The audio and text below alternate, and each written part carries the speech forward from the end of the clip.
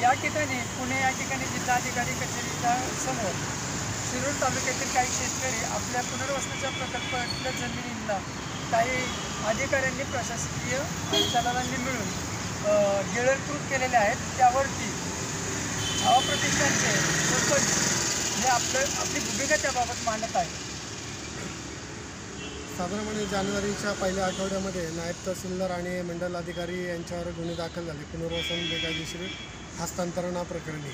त्याच्यानुसार आम्ही जानेवारी फेब्रुवारी महिन्यामध्ये जिल्हाधिकारी कार्यालयाला जिल्हाधिकारी यांना निवेदन दिले होते की हेल्पलाईन चालू करण्यासाठी।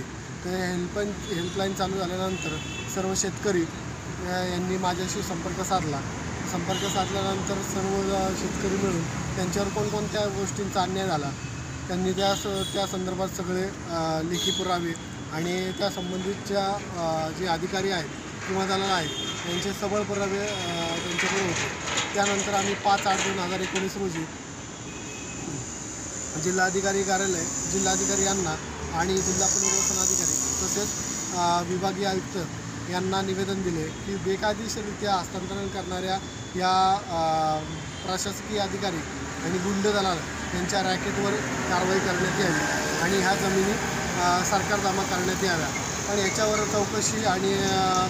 चौकशीचा अहवाल हे मागवण्यात आला, पण हे फक्त कागदी घोडे नाचत होते। त्या संदर्भात आम्ही 2 दिवसापूर्वी आंदोलनं केलं, फ्लेक्स आणून फलक लावून आंदोलन करण्यात आलं। त्या आंदोलनात व्यंगचित्र जे प्रशासकीय अधिकारी आणि दलाल कसे बेकायदेशीररित्या हस्तांतरण करत आहेत याचं व्यंगचित्र आणि सक्षम आणि कर्तव्यदक्ष अधिकारी जो ह्या रॅकेटवर कारवाई करण्याचं धाडस दाखवेल अशा सक्षम व अधिकारी दाखवल्यास त्या व्यक्तीस 10 लाख पैसे असे बक्षीस देण्यात येईल असे फलक माननीय जिल्हाधिकारी कार्यालय, माननीय विभागीय आयुक्त कार्यालय, माननीय तहसीलदार सर्व मंडल अधिकारी कार्यालयासमोर हे फलक लावून शासनाचा जाहीर निषेध करण्यात आलेला आहे। एकूण झालेला हा प्रकार पाहता यापुढे आपण शेतकऱ्यांच्या प्रश्नासाठी पुढील आंदोलनाची दिशा कोणत्या दिशेने आणि कोणत्या प्रकारे करणार आहोत? आता यापुढील आंदोलनाची दिशा एक जसं हे आगळं वेगळं आंदोलन अनोखं आंदोलन केलं त्याचप्रमाणे यापुढील आंदोलन तसेच करण्यात येणार आहे। शेतकऱ्यांना घेऊन त्यांचे टिकाव म्हणजे शेतकऱ्याची जे वस्तू आहेत जे शेती करण्याच्या त्या वस्तू घेऊन आम्ही माननीय जिल्हाधिकारी यांना एक अनोखं स्वरूपाचं आंदोलन यापुढे करणार आहोत।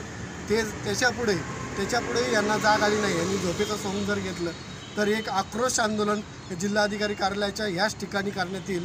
त्यामध्ये सर्व शेतकरी शिरूर तालुक्यातील ज्या पीडित शेतकरी आणि सर्व ग्रामस्थ मिळून इथं आम्ही आंदोलन करणार आहोत। धन्यवाद। शिरूरच्या भूमिपुत्रांचा आणि शेतकऱ्यांचा हा प्रश्न गंभीरपणे मांडणी करण्यात आली। समीक्षा टाइम्स, पुणे।